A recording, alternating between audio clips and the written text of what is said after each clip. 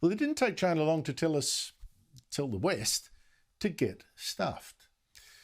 On Sunday, the leaders of the big G7 democracies, including the US, Japan and Britain, warned China to leave Taiwan alone, warned China not to touch that island democracy of 24 million people that China claims and threatens to invade. Then the next day, on the Monday, the NATO military alliance of 30 democracies in North America and Europe also told China to stop its assertive behaviour. All strong words, but yesterday China showed exactly what it thought of them. It gave the West the two fingers. Sorry to sound a bit crude, but what it did was even more crude and brutal. China's Air Force sent 28 warplanes, bombers, fighters and spy planes to fly into Taiwan's airspace, ignoring calls by Taiwan's air defence to turn back.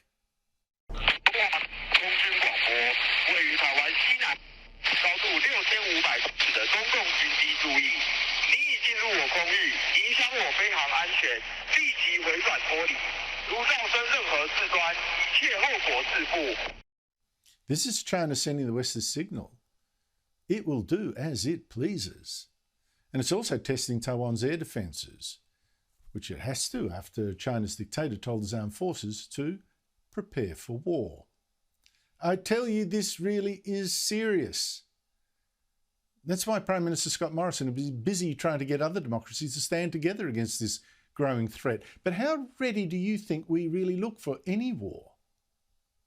We've been so sleepy for so long, and I'll give you the worst example of that. 5 years ago, then Prime Minister Malcolm Turnbull announced we would spend $50 billion, the cost is now $90 billion, to get a French company to build 12 new submarines, but build them here and not nuclear, a new design he wanted.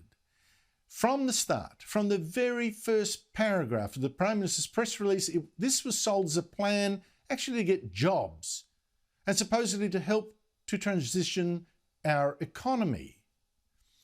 That this was actually about defending Australia seemed a complete afterthought. The submarine project alone will see Australian workers building Australian submarines with Australian steel here where we stand today for decades into the future. We do this to secure Australia, to secure our island nation. But we do it also to ensure that our economy transitions to the economy of the 21st century. 5 years of dawdling later, not one rivet has been put into one plate. Costs have blown out and so have timelines. The first of these new subs won't be delivered for another 14 years when China is threatening war now.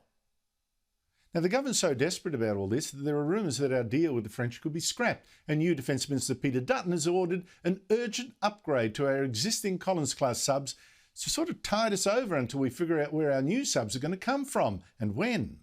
The Prime Minister was even in Paris today talking to the French Prime Minister, apparently, number one, about this troubled submarine project. Well, joining me is Robert Gottliebsen, a columnist of the Australian newspaper, has more than any other journalist in this country been right on top of this unfolding disaster that he's seen coming for years. Robert Gottliebsen, good to catch up with you, but can you tell us, please, how much trouble do you think we are in with this $90 billion submarine project? Andrew, we're in a terrible lot of trouble. Remember, this was a con job. You talked about it, the ABC, this was a defence con job. The French set out here a whole series of negotiators led by a very skilled female negotiator, and they sold us a deal that would have the ships here earlier, would have Australian content. But as soon as we had signed it, as soon as we'd said yes, they said, oh, that's not the deal at all. We've got a totally different deal for you. We're going to do the lot. And it's going to cost you a lot more money. $23 billion is what was in 2016 dollars, is what was in the contract as a guess, estimate. It's not going to cost $90 billion. It's going to cost 120 to 150 billion. And we've got this huge submarine, not ready until 2040, and it's very experimental. This is a large submarine. We're now looking at tracking. China is developing tracking systems that can track submarines under based on their size. The bigger they are, the easier it is to find them. And that's what we're putting $120 to $150 billion into. It is a nonsense, and it has to stop. Robert, see, this is what I don't get. What you've touched on is something that I just have not understood from the start. We ordered submarines to be, eventually deliver the last one in about 50 years, which is like ordering the top of the range Zeppelin in the year 1900 to be ready to fight Hitler in World War II. I mean, it's about that stupid. When people are talking about unmanned submarines, for instance, and all sorts of drone technology, is this one of our fundamental problems, that we were looking in time frames that was simply unrealistic? It's even worse than that. We said there's no risk of a war. Let's have some fun. Let's do this, do that. And indeed, in one of the Senate hearings, it was put to the senator, to the defence official, that there might be a war. There might be. They put a scenario, a short-term dispute. This is some years ago. Not a chance, he said. Just not on my radar. And we acted in all these exercises as though really it was an academic situation. There would be no war in the short or medium term. And unfortunately, we're now caught. Defence Minister Dutton is seeing the most terrible mess put together by people who didn't think there'd be a war. Well, don't forget, Robert, that this was initially actually seen as a job creation program for South Australia to save Liberal seats. That's how Malcolm Turnbull seemed to have, that's the perception anyway, seemed to have judged the issue here. So we didn't buy something off the shelf, we didn't buy nuclear, we didn't do anything like that, just something that we could pretend was going to be built in South Australia and save some seats. It's just a disgrace to play ducks and drakes like that with our national defence. Now, the thing is, we can complain all we like, Robert. You've been warning about this, look, I don't even know how many years now. The thing is, what do we do now? We see our Prime Minister going up to the French President trying to, I guess, ask him to do something. Strikes me it's all too late. What's option B? I think what we have to do is, first of all, cancel the contract. It's a bad contract. It was a fraud. You have to get out of that. And then say, well, righto. And I think, well, we've announced we're going to upgrade the Collins. Okay.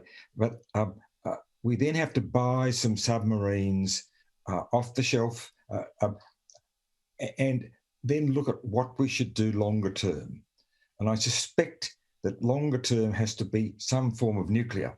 It might be molten salt driven, it might not be the conventional nuclear, but we have to look at what is there in the long term.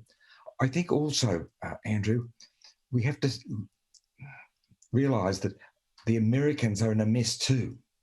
They haven't invested properly, and that particularly applies to our Joint Strike Fighter. That's as big a mess as a submarine. But in that case, it's worse, because the Americans have made the mistake. We've sort of tagged along their mistake. That means that our air defences rely on a very old aircraft called the F-22 that the Americans have. And we've made this horrendous Joint Strike Fighter F-35 mistake. And that mistake, of course, was also made by the Americans. We've made another mistake in the frigate. You heard the free trade deal.